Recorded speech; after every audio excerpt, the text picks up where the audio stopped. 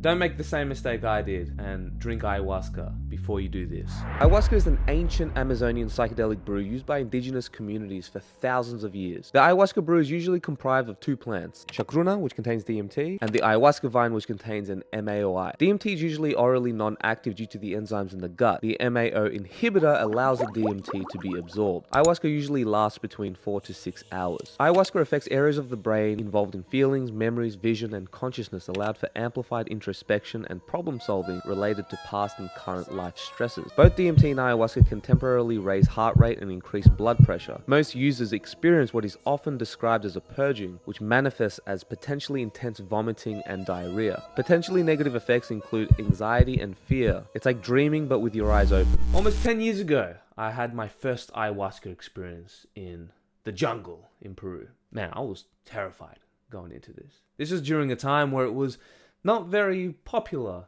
to be going to the jungle, drinking this potent psychedelic just to puke your guts out, shit your pants, and cry about your childhood trauma. It's not exactly a good sell. It's like, hey, spend thousands of dollars so you can feel like shit and potentially lose your mind. I remember even my family was so against me doing it that they're like, dude, you're gonna go crazy. You're gonna get raped by a shaman. I was like, oh, mate, I'm already scared enough as it is going into this. Like, I really don't need this right now. So I went anyway, because I read DMT, the spirit molecule, and watched the Joe Rogan Experience, and heard about these fantastic experiences.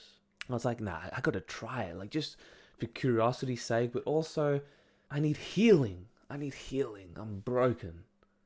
I'm so addicted to substances. I'm depressed. I don't know what to do, man. Like, conventional medicine and modalities clearly isn't working for me. What do I do? And so I go into this jungle, and just before my first ceremony, I see my shaman, Don Lucho, and he's whispering a prayer into this brew.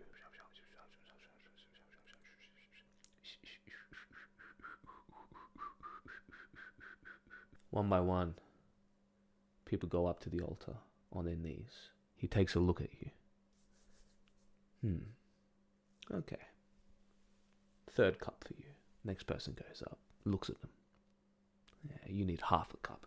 You just hear the cacophony of jungle sounds. The crickets, the monkeys, all these unidentifiable animals and insects. There's a lot of life out there, a lot of energy. And you're just sitting in this maloka, in this ceremonial hut in the middle of the jungle where there is no reception whatsoever. So if I got kidnapped or killed, there is nothing I could do about it. I'm in my early 20s here. I'm terrified. Then it comes to my turn. I walk up with a lot of resistance. I'm scared. I start getting goosebumps. My body wants me to turn around, but my mind's like, no, we've come this far. Let's do it. The shaman looks at me. Okay. Look. I take this brown cup of this fermented brew, and I just close my eyes and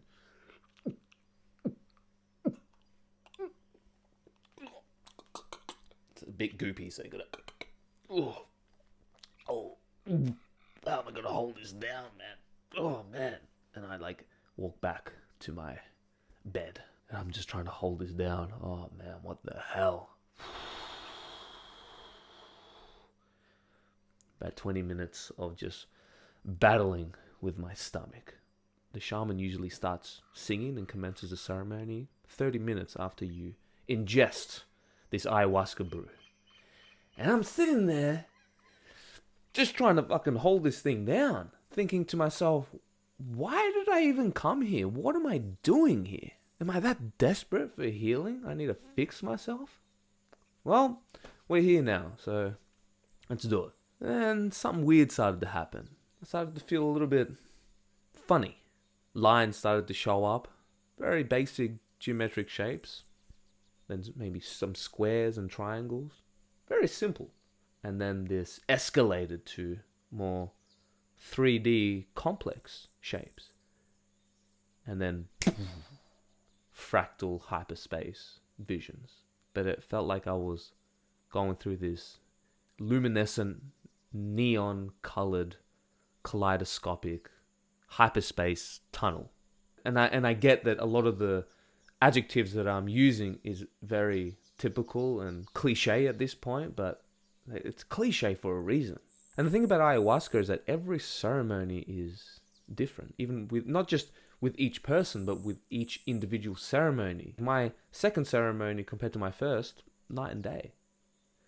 And so I'm in this freaking experience, and it's just throwing me on a whirlwind. Like, there's a lot of chaos, like kind of like thoughts attacking me. And I'm like, I remember throwing up. And then it just kicks up even more. I close my eyes, but there is no escaping the visuals. And then all my fears started to surface up. All the fears about going crazy, about potentially opening up a portal to schizophrenia. I'm thinking, maybe I've had it within me this whole time. Did I? Oh no. Was this a trap? Right? The quality of thoughts here weren't great, of course, right? So I was kind of setting myself up to fail. Is this a trap? Then the demons.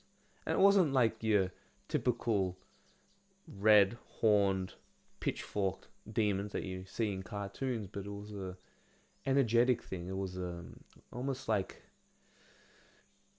the way I guess I can describe it, it's like it was made from black matter, but energetically it felt like it was all the malevolence, all the evil, all the darkness, all of it just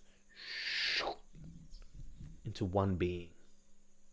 And it was very expansive. It didn't, like, I guess it did sort of have a face, but it was a face embedded within a geometric, sentient kind of character, but it was more energetic. You know, it's kind of hard to explain, but it was freaking terrifying, man. I was thinking like, maybe this is the Satan. Maybe this is the Wetigo. Maybe this is the dark, malevolent force that all these cultures, all these religions talk about. They just have different names for it. Maybe there is an evil being. I mean, there clearly is. I mean, I'm in it right now. Boom, and I'm just getting attacked and attacked and attacked and attacked. And I'm like basically pulling my hair, regretting all my life choices. I'm thinking, maybe I am just broken. Maybe I can't be fixed. And it was a sick, hilarious, cruel joke for me to even try. Why should I even try? Oh God, what the hell am I going to tell my parents? What am I going to tell my girlfriend? This isn't good. My family were right. Shit. All night, just going through hell, basically waiting for the time to pass. I'm thinking, maybe I'll feel better the next day, right? Maybe this is like one of those purgative trips that I've heard so much about, these bad trips where there's no such thing as a bad trip, right? Maybe I'll feel better the next day. And I wake up the next morning and felt horrible. I felt so bad. I felt angst, existential despair, loss of hope completely. Like, what am I going to do? That was like the most terrifying experience of my entire life at that point in time. But basically after this experience, I went through the second ceremony. I remember crying in the group sharing because I thought there was no hope. I'm just a broken human being. And I had a talk with the facilitator and the shaman. They gave me some plant and helped me go through this. I was going to leave the retreat. I was done, right? I was like, I got duped. I'm just shit. I don't know what else to do, man. And I did my second ceremony, and it was the complete opposite, right? Complete bliss, understanding. This was my first true spiritual awakening, and it was incredible. And I left the retreat very light, very happy, with a new sense of purpose. And I go through my journal entry here, I just see that it was about a month after these experiences. And I remember even going on a break with my girlfriend just because I needed some time to focus on my own stuff. I was going through a lot of transitioning. Signed up to a psychology course in university, got a new job. There was a lot of things happening. This is when I started the YouTube channel. There was a lot of identity shifting. And then you go months later and then, I'm kind of, not back where I started, but the same problems arise again and again. And this is a trap that I kind of fell into of trying to always heal myself. And there is a time and space, don't get me wrong, for shadow work, for healing your inner childhood wounds, of going to therapy, of drinking ayahuasca and purging your sorrows, whatever, right? And I did ayahuasca again. Ayahuasca I've done well over 20 times, maybe even in my 30s. Some ceremonies here in Australia and a fair few ayahuasca retreats. Every time I went, it would always be in this context of healing. That's why people go, right? Why most people go anyways. But I noticed that when I was in this mode of constant healing, number one, I was assuming that I was already broken. Two, there is a kind of danger when you consistently go in healing mode, where you open up your unconsciousness. Because the thing about healing, there's always going to be more childhood trauma. There's always going to be more wounds you can find. There's always going to be an infinite depth of darkness. And then that's just your own personal unconscious. Plus you go into the collective unconscious, and some believe that there's something even beyond that, the spirit realm. There's always going to be more darkness. There's always going to be more work to do. There's always going to be more healing.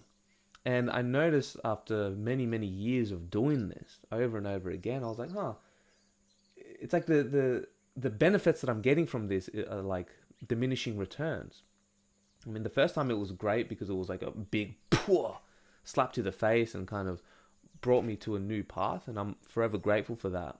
And like I said, there's always a time and a place for healing, but I noticed for myself and many people who I meet going on these retreats, who are like constantly in this mode of healing, they get stuck there, and 10 years would pass. Like, this has been almost 10 years ago, and a lot of the problems that I had back then, I still have now. Sure, can I deal with it better? Sure. Have I healed a lot of my childhood wounds? I hope so. I noticed that I was in this perpetual loop, not really getting anywhere, because I was so focused on healing, which is getting stuck in the abstract world. And there's always a balance, right? Again, there's a time and a place. It's good to be aware of what's holding you back. What are your childhood cycles? What are the patterns that you've been doing? Because a lot of the problems that you have now, I guarantee you, there's a pattern in there somewhere that has been there since your childhood. There's a certain unpleasant reality that shows up again and again and again and again and again through your life because it's something that you've been doing. And sometimes we need that awareness to break the cycle. But then awareness isn't enough, because you can have your awareness, heal it, stop it for a while, and then months come past and you're right back to it. This is what happens when you lack the systems. This is what happens when you don't ground these experiences and you focus on things like getting results in the real world. That's why it's so important. Working on your skills, your purpose, your career, what really makes you happy, what gives you energy in the real world, is going to help you a lot with your healing than just doing shadow work all the time. When you open yourself up to your unconsciousness too much, this can sensitize people, and then you get more. It's like opening up a wound constantly, right? Not letting it heal. Sometimes you actually have to close it up, because then if it's constantly open, then you're going to be more sensitive. Just the slightest touch can be. You guys who've been following me on my journey, you know I went a little bit too far with the psychedelics, and that's when I got hyper slapped and got this existential crisis and became too sensitized to the world, to reality, to my own emotions, to other people, and it wasn't good. And then I had to kind of counterbalance that by just cutting off psychedelics completely and just focusing on the everyday real world stuff. So yeah, I just wanted to share one of the major traps that I fell into, and I think before you drink ayahuasca, make sure you don't fall into this healing trap and have a game plan afterwards. Integration, again, it's such a buzzword in spirituality these days, but I've made videos on this, so if you want to know more about practical ways for integration, check out this video. But essentially, you want to complement your healing, but with real world results. This will help you avoid falling into these healing traps, right? And getting too overly sensitized and never kind of moving past your childhood wounds. Anyways, you got this. Much love. See you soon.